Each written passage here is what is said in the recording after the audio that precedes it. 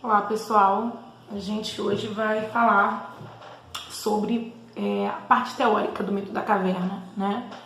A gente semana passada falou basicamente algumas questões ilustrativas ou pensamentos vagos sobre o mito da caverna. Bom, a ideia hoje é falar sobre a questão teórica. Primeiro a gente tem que pensar que autor é esse, né? Quem é Platão? Platão é um filósofo do período clássico grego antigo que viveu ali mais ou menos por volta de 300 a 400 antes de Cristo. Foi aluno de Sócrates, que era um filósofo anterior e um filósofo muito renomado, mas que infelizmente não deixou nada escrito. Eu imagino que alguns de vocês já ouviram falar de Sócrates. Sócrates foi aquele cara que tinha ideias muito contrárias à filosofia que permeava a sociedade grega. A gente está falando de um tempo que a sociedade grega era uma república, né? Era uma cidade governada pelas assembleias dos anciãos, dos senadores. Isso é uma coisa que vocês têm que estar sempre associando com a história. A Grécia teve um período monárquico, depois um período, assim, falando de modo geral, de república, e que aí nascem os grupos de demos, onde acontecem as assembleias, onde os cidadãos, os homens que são nascidos na Grécia podem participar, podem votar. Nesse período nós chamamos de período da república, período das humanidades na Grécia. Bom, Platão é um filósofo deste período, é um período clássico da Grécia. Ele foi aluno de Sócrates e, infelizmente, como eu já disse, Sócrates não deixou nada escrito. Mas os ensinamentos de Sócrates estão descritos nos textos de Platão.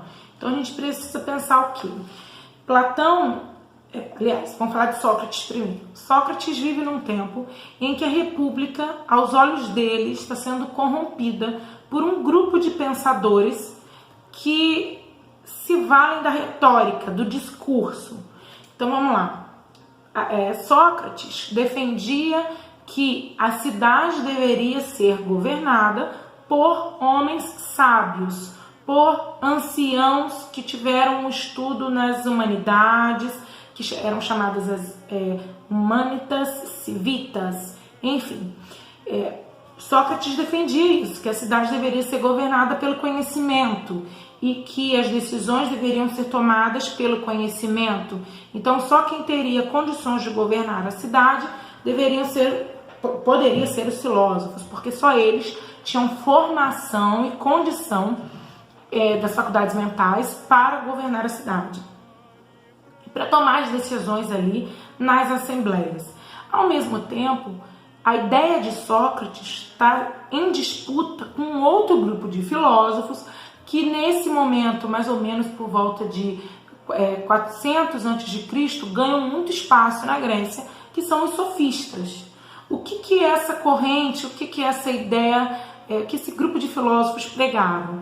Eles acreditavam que o importante era a retórica. Se você conseguisse ganhar alguém ou convencer alguém pelo discurso, isso era o suficiente. Então você era um sábio. Se você conseguisse ganhar alguém ou convencer alguém através do discurso, da fala, da lábia, né, que a gente chama hoje, o que eles chamavam de oratores ou oratória, né, muito usada hoje pelos advogados, isso era a sabedoria para eles. Então a gente tem aqui duas visões contrárias. Nós temos Sócrates, mais ou menos por volta de 400 a.C., com a visão que defendia o conhecimento. O Sócrates é um dos primeiros filósofos que tem uma metodologia para trabalhar o conhecimento, né? A gente vai ver lá na frente, quando a gente for tratar sobre períodos da história, que a filosofia na Grécia começa com os pré-socráticos, né? Que são aqueles primeiros pensadores que vão questionar a ideia do mito, a ideia da crença, dos deuses, que vão buscar, através da racionalidade, respostas reais e racionais para a existência do universo. Nós temos, durante o período dos pré-socráticos, né, 400 a.C., aliás, desde meados de 500 a.C., nós temos ali Pitágoras, Protágoras, Tales de Mileto, Anaximandro, Heráclito. São pensadores de várias colônias, de vários lugares da Grécia, que estão fazendo questões sobre a existência do universo, a origem do universo, que não se fundamentam na divindade, no mito, na crença. Eles vão ser os primeiros a pensar isso, e é por isso que a filosofia nasce na Grécia e é com esses caras, com esses pensadores, né? Muitos de vocês devem já ter ouvido falar do Pitágoras, que era também um matemático, que estudava os astros e que acreditava que a existência do universo tinha origem nos astros e na união cósmica do universo. Enfim, vocês devem já ter visto isso um pouco disso no ensino fundamental, para quem viu filosofia. Vou me adiantar um pouco. E aí você tem esse embate entre Sócrates e os sofistas, que são filósofos que estão ganhando muito espaço e poder na Grécia nesse tempo. Por quê? Todas as decisões gregas, elas eram tomadas dentro das praças, que é a ágora, eles chamavam de ágora, aquela praça onde havia espaços para você sentar assim mais acima, e os cidadãos ficavam ali o dia inteiro discutindo, cada um expunha o seu lado. Então, como todas as decisões eram tomadas nesse espaço de votação, havia uma disputa muito grande para que quem fosse defender os seus pontos, quem fosse defender a sua ideia ou defender o que queria, qualquer decisão prática do dia a dia, soubesse falar, tivesse argumento e tivesse poder de fala, poder de convencimento. O que vai acontecer com o tempo é que esses sofistas, que eram filósofos, que estudavam a arte do convencimento, a arte da fala, a arte da oratória, eles vendiam os seus conhecimentos, vendiam também a defesa, que nós chamaríamos hoje de um advogado, um argumentador, um retórico. E nesse espaço eles ganhavam dinheiro, se sustentavam e assim também ganhavam poder. Eles conseguiam convencer a ágora, a assembleia de homens, a decidir coisas como, por exemplo, construir ou não uma estrada, construir ou não uma ponte, ir ou não à guerra, né? Se colocar em guerra ou não contra outra cidade grega. Então eram decisões importantes. E nesse momento, Sócrates, também coexistindo nesse mesmo contexto, ele defendia o contrário. Ele não cobrava, não vendia suas aulas, ele vivia, né? Se alguém for procurar o filme da vida de Sócrates, é muito irônico, porque no filme vai mostrando que ele vai caminhando, né? Ele vai andando pela cidade e ele vai ensinando as pessoas, os seus alunos que andavam junto com ele, mas ele não cobrava nenhum valor. Então, meio que quando ele chegava em casa, a mulher tava, pô, Sócrates, cadê? E aí? Estamos aqui sem nada. E aí ele vinha, trazia uma abóbora que um aluno deu, um peixe, enfim, uma ave, e assim ele ia vivendo. Bom, e o que ele defendia é que o conhecimento não está na oratória, não está na retórica, e sim no estudo sequenciado e articulado das várias ciências, né? Dos vários conhecimentos. Ele não chamava ciência, ele chamava conhecimento e sabedoria, né? A aritmética, a geometria, as linguagens, a oratória, todos os conhecimentos que tinha naquela época. A linguagem eram as cinco conhecimentos mais comuns, que era a aritmética, né, a matemática, a geometria, o estudo dos astros, na época era muito comum, e a cosmologia.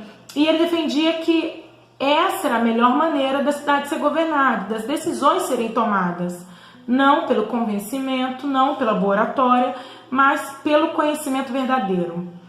E Platão foi aluno de Sócrates. E a gente, não sei se vocês sabem, mas Sócrates por defender esse ponto de vista, né? Ele falava contra pessoas muito poderosas dentro da cidade, dentro de Atenas. Num determinado momento houve um certo distúrbio do que ele havia dito.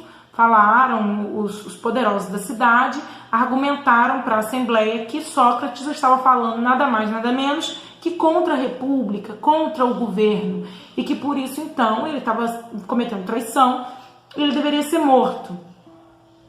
A Assembleia convida Sócrates, ele se defende, e o que ele diz é o seguinte: tudo que eu estou dizendo é o que se mostra nessa realidade, é o que a gente está vendo aqui agora. Vocês estão me condenando simplesmente pela oratória de alguém. Enfim, o que acontece é que Sócrates é convidado a ou se corrigir ou morrer. Convidado a morrer. E ele decide morrer. Ele decide não se corrigir, não deixar de ensinar o que ele ensinava, e ele toma venenos, toma cicuta, né, um veneno muito usado naquela época, e ele morre. Platão foi aluno dele, viu tudo isso, se afasta um pouco de Atenas, cria sua própria escola, e Platão vai meio que elaborar melhor as ideias de Sócrates. Platão vai evoluir um pouco as ideias de Sócrates, se é assim que a gente pode dizer. O que Platão vai defender é o que vocês viram no mito da caverna. Ele tinha muitos mitos. E você diz assim: mas professora, se a prática da filosofia ela se inicia afastando-se do mito para alcançar o racionalismo, como é que um filósofo usava mito? A gente tem que pensar que a proposta teórica é ter um afastamento inicial do mito, mas a ideia do mito, da parábola, ainda estava muito arraigada na sociedade grega. Então, Platão, como um bom cidadão grego, usava a mitologia ainda, as ideias, a fantasia, para propagar suas ideias. Não tem problema. Vamos adiante. O que o mito da caverna representa? O mito da caverna é uma parábola que ele cria para apresentar a sua ideia, sua teoria, de que existe um mundo visível, que é o mundo concreto, que é o...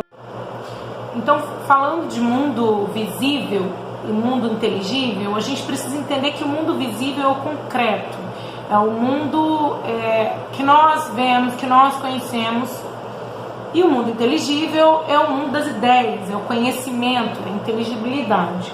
Bom, para pensar nisso, nessa oposição, nessa contrapartida que o próprio Platão faz, a gente pode pensar que a única forma de averiguar ou de questionar se o que nós estamos vendo, se o mundo concreto que nós conhecemos, ele é real ou não, é através da indagação, é através da pergunta, é através do questionamento. E aí a gente entra no que nós chamamos de atitude filosófica, que seria a atitude de indagar, a atitude de se afastar dos preconceitos, se afastar dos conhecimentos prévios, se afastar de tudo aquilo que nós conhecemos e questionar e perguntar. Bom, Camila, é a pergunta pela pergunta? É somente perguntar? Não. A atitude filosófica, ela parte do princípio de você negar qualquer conhecimento prévio, negar os preconceitos, negar os valores detidos, tudo isso colocar em parêntese, colocar em suspensão. Olha, deixa todo esse conhecimento, deixa todos esses valores que eu tenho aqui suspensos, vamos deixá-los aqui um tempo e nós vamos questionar a causa, o sentido, o porquê desses valores, dessas crenças, desses conhecimentos, para que nós possamos, de uma forma racional, descobrir a causa desse conhecimento, a veracidade desse conhecimento, a estrutura desse conhecimento, a função, a essência, o conhecimento em si.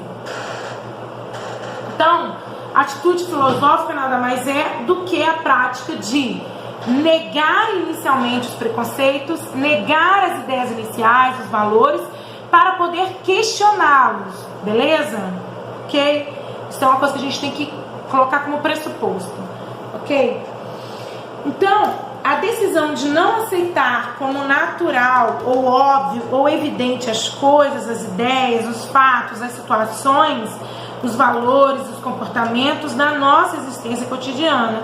Jamais aceitá-los sem antes fazer um questionamento, sem antes perguntar de onde eles vieram, o que esses pensamentos são, o que esse comportamento é, o que causou esse comportamento, qual a função dele e para que ele serve.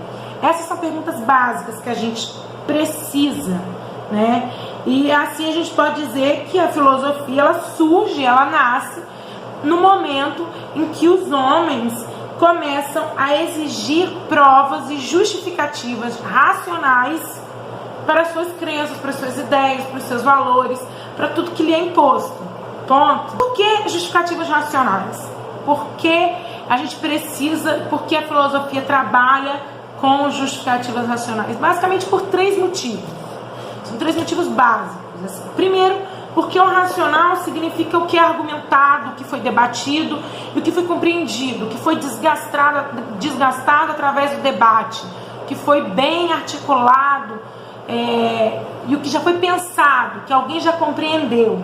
Segundo, porque o que é racional significa argumentar, significa que já foi argumentado, né?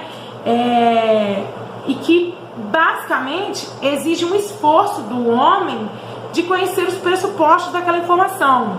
Então, o segundo sentido da racionalidade é esse. E o terceiro motivo para a gente buscar justificativas racionais é que significa respeitar as regras, né, de coerência do pensar e da argumentação. Ou seja, vamos lá, retomando aqui, né? A filosofia trabalha com as justificativas racionais. Por quê? Porque as justificativas racionais, em primeiro momento, elas esgaçam o debate, elas usam do debate, elas são bem compreendidas, são discutidas.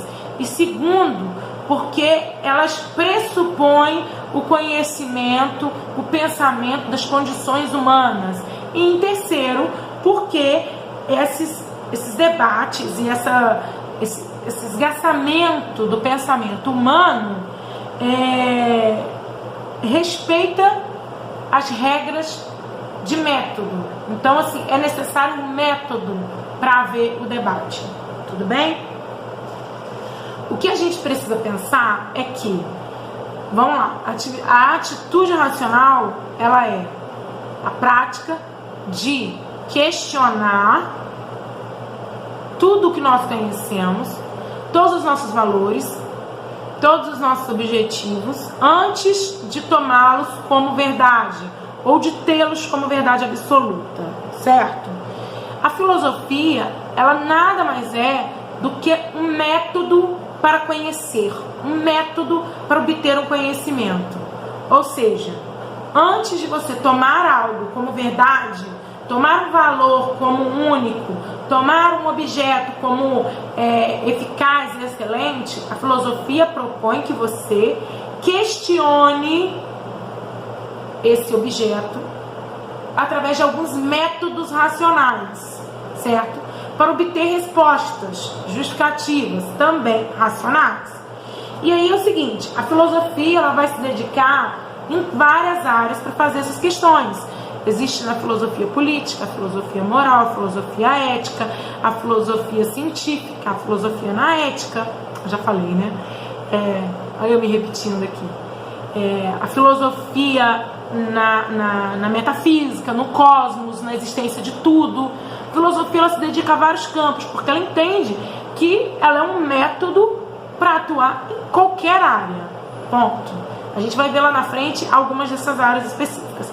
Mas primeiro eu queria que vocês pensassem o seguinte: a filosofia, ela tem algumas características que são iguais para qualquer campo. Qualquer campo que ela vai estudar, ela vai fazer perguntas iguais, porque são perguntas gerais que mostram o que a filosofia quer obter. Como, por exemplo, o que é, né?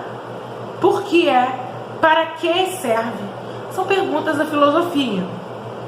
São perguntas de uma atitude crítica, uma atitude que a Marilena Chauí vai dizer que é uma atitude de pôr em balança, pôr em xeque Ou seja, pegar o seu objeto de estudo e colocá-lo suspenso a perguntas, né?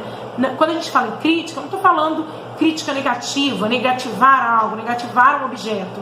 Apenas colocá-lo em suspensão para debatê-lo. E se a partir do debate foi entendido que ele é algo positivo, ok. Se for entendido que ele é algo negativo, ok. Ou se for entendido que não vale o juízo de valor, que não deve ser feito um debate axiológico do valor daquilo, tudo bem. A filosofia não está preocupada com a resposta, exatamente. A filosofia não vai dar respostas. A filosofia está preocupada num método que precisa ser usado por todo conhecimento, que é o método do questionamento. Isso eu vou sempre debater isso, e isso a gente precisa linkar. Então vamos lá, retomando. Na filosofia clássica, quem é o filósofo que vai propor esse conhecimento através do questionamento? Em primeiro lugar vai ser Sócrates, o professor de Platão, e depois Platão junto com Sócrates. Sócrates vai ter uma frase muito conhecida que muitos filósofos dizem que foi ele que disse, que é o conhece-te a ti mesmo, ou seja, conheça você mesmo, se questione para saber a causa das suas ideias, o porquê das suas convicções, o porquê dos seus valores, o porquê das suas crenças. Então essa é a ideia de Sócrates, conhece-te a ti mesmo. É o apelo de Sócrates para a gente. Como avançar como indivíduo? Conhece-te a ti mesmo, questiona-te, né? Essa é a proposta de Sócrates.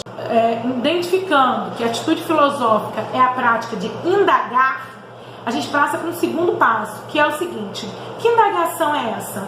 Ela é uma indagação propriamente dita simples? Ela é uma indagação feita de qualquer maneira? Não. Ela é uma indagação ordenada, organizada, que exige um método. Ela é feita articulada com o pensamento racional. Você não simplesmente faz uma pergunta qualquer sem nenhum método. Você faz uma pergunta de forma metodológica. Beleza? Esse é o segundo passo para entender a atitude filosófica, que é indagar. Separei aqui alguns conceitos, que é o seguinte: essas características, eu quero que vocês anotem, não percam disso de vista, são as características filosóficas, as características da atitude filosófica, perdão. Elas vão se repetir em diferentes campos, eu já falei isso. Primeiro, perguntar o que é uma coisa, ou um valor, ou uma ideia, ou um comportamento. Ou seja, a filosofia pergunta qual é a realidade, né? E qual a significação de algo. O que é este estojo? O que é a realidade desse estojo? Né? Qual a significação desse estojo? O que é isso? O que é? Por quê? Aí vamos à segunda pergunta. Como é uma coisa, uma ideia, um valor, um comportamento? Ou seja, a filosofia indaga como é a estrutura ou sistema de relações que constitui a realidade de algo. Ou seja, a filosofia ela vai indagar, primeiro, o que é, buscando entender a essência da coisa, do objeto, do valor ou do comportamento. Segundo, ela vai indagar como é, ou seja, a estrutura, como se organiza, como se estrutura, qual é a forma daquilo, né? Terceiro, ela vai indagar por que é. E aí essa pergunta nos leva à origem. A filosofia vai indagar qual é a origem, qual é a causa, por que é. Por que é que este estojo está aqui? Por que é que esse estojo tem coisas dentro? Por que é que eu, quando vejo uma determinada pessoa na rua, eu imagino algo, ou eu tenho uma ideia pronta sobre aquilo? Por que é que eu me comporto de tal maneira? Essa é a terceira pergunta, né?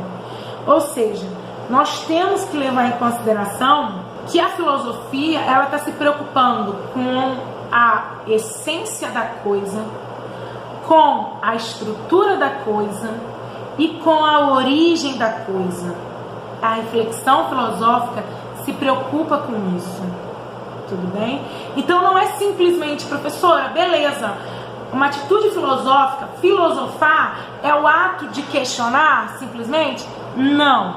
É o ato de questionar a origem, a forma, a estrutura, a essência da coisa. Certo? O processo de reflexão filosófica, como diz Marilena Chauí, aí eu trouxe uma citação dela, é radical, porque vai da raiz do pensamento, pois é um movimento de volta do pensamento sobre si mesmo para pensar-se a si mesmo, para conhecer como é possível o próprio pensamento ou o próprio conhecimento. Deus, Marilena Chauí enrolou aí. Não, ela não enrolou. Vamos por partes. Ou seja, a reflexão filosófica ela é tão radical porque ela questiona a essência do pensamento, a alma do pensamento, certo? Eu usei uma palavra equivocada? Usei alma, não sei. Mas enfim, ela usa isso, ela questiona a essência da coisa, né? O pensamento em si e sobre si mesmo, para pensar a si mesmo, para conhecer como é possível o próprio pensamento ou o próprio conhecimento. Ou seja, ela questiona a essência da coisa e questiona a estrutura da coisa e também questiona o porquê, a causa da coisa. Essas são 3 perguntas básicas que em qualquer campo da filosofia vai se repetir. Qualquer campo da filosofia, tanto na moral, na ética, na política, na religião, na ciência, ela vai se repetir, porque ela está interessada em entender a essência, o sentido ontológico da coisa, ok? O valor da coisa, o axioma da coisa. A reflexão filosófica organiza-se em 3 grandes conjuntos de perguntas. Eu já falei aqui, né? Por que é que pensamos, o que é que queremos e para que pensamos ou queremos. Isso já está dito aqui. E aí a gente tem que pensar que o grande filósofo, e aí eu trago agora um terceiro filósofo do nosso debate, também do período clássico, o grande filósofo que vai organizar essas perguntas vai ser Aristóteles. Aristóteles vai criar uma teoria que todos depois dele, os alunos dele vão chamar de metafísica de Aristóteles. Ou seja, para além do físico, Aristóteles propõe esse ordenamento de questões que está tentando entender a coisa, o objeto, o ser, para além do físico que ele existe, para além do visível. Claro que a gente tem que levar em consideração que Aristóteles só é aluno de Platão. Então, Aristóteles bebeu nessa corrente do mundo visível e mundo inteligível, beleza? Não que ele concordasse totalmente com isso. Por quê? Para Platão, só é possível atingir um conhecimento se você sair do seu mundo visível e alcançar o mundo inteligível. Tudo bem? Para Platão, só é possível obter qualquer conhecimento quando você avança como indivíduo, como você evolui e consegue, por algumas vezes, visitar o mundo inteligível ou até mesmo ir para o mundo inteligível. Por quê? Para Platão, o mundo visível, o mundo aparente, como nós conhecemos, ele não obtém conhecimento. Ele é ilusório. Vamos lembrar da caverna, ele é falso. Ele não obtém conhecimento. Então é impossível, no mundo visível, eu perceber conhecimento. Certo? Se é impossível perceber conhecimento, pegar conhecimento no mundo visível, o que eu preciso fazer para Platão? Qual é a forma de obter conhecimento? Sair da caverna e ir para o mundo inteligível. Questionar de forma racional e sair do mundo aparente, né? Sair da minha opinião, sair do senso comum, sair do desejo, da coisa física, né? Do visual. Para Platão, ele chega a dizer que os nossos olhos nos enganam, nos iludem. Por quê? Porque nós somos enganados pelo sentido do olfato, do toque. Basicamente, Platão queria dizer o seguinte, em termos bem comuns: a nossa carne, ela nos engana, ela nos ilude, ela faz com que a gente acredite numa enganação, certo? Porque você é tomado pelos sentidos do olfato, da visão, do paladar, enfim, do toque. Você é enganado, certo? Para Platão, como a nossa matéria ela é iludível, ela é enganosa, a gente precisa transcender, sair do mundo visível com questionamentos e visitar um mundo inteligível. E aí Platão vai dizer que não é todos que tenham a condição, a habilidade de sair do mundo visível para o mundo inteligível. Isso é Platão, certo? Não esqueçam, Platão. Aristóteles, que vem a ser aluno de Platão, vou contar uma breve historinha. Aristóteles era filho de um grande médico renomado, do imperador Filipe. Todo mundo conheceu Desculpa, Filipe é o pai do imperador, e aí pai do Alexandre o Grande, e o imperador manda que Aristóteles saia da Macedônia e vai estudar na Grécia com um grande mestre que tinha um liceu chamado Platão. Platão teve uma escola de filosofia chamada Liceu, e Aristóteles veio da Macedônia para estudar com ele. Depois de muitos anos ali estudando, ele vai embora para a Macedônia, mas ele leva alguns dos ensinos e ele modifica, ele cria suas próprias teorias. O que ele leva de Platão é a ideia de que o questionamento leva ao conhecimento, que já vem lá atrás de Sócrates. Mas para Aristóteles, é possível obter conhecimento no mundo visível. Porque para Aristóteles, o mundo visível e o mundo inteligível não são distantes e separados, eles são imbricados. Uma coisa está ligada à outra.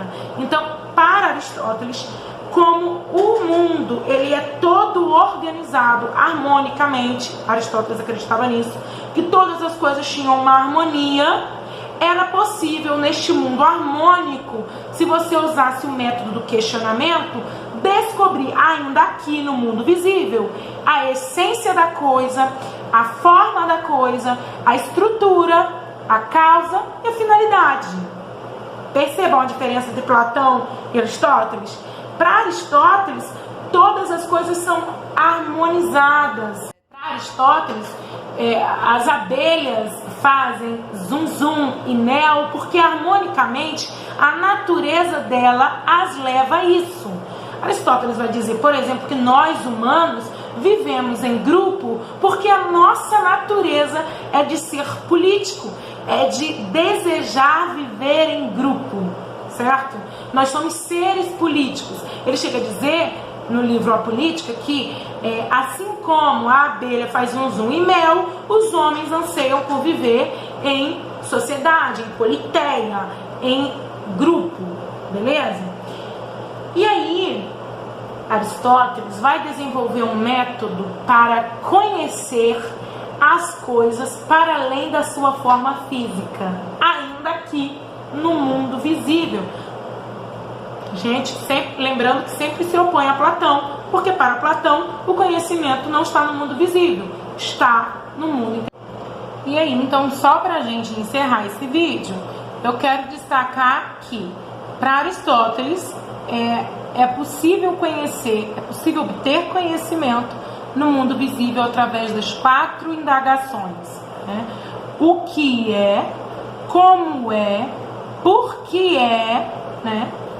E, por fim, para que é. Ou seja, o que é, a gente vai descobrir vai obter a seguinte resposta: a essência da coisa, né? Como a gente vai entender a estrutura da coisa, como aquilo se dá, como aquilo se mostra. E por que a gente vai entender a causa, o que causou o objeto, o que causou o valor, o que causou a ideia. E com a última pergunta, para que a gente vai entender qual a finalidade, qual é o objetivo daquilo, ok? Essas são as 4 perguntas da teoria metafísica de Aristóteles. Através dessas 4 perguntas, Aristóteles acredita que pode obter o conhecimento, né, com uma atitude filosófica. Parthenon antarao,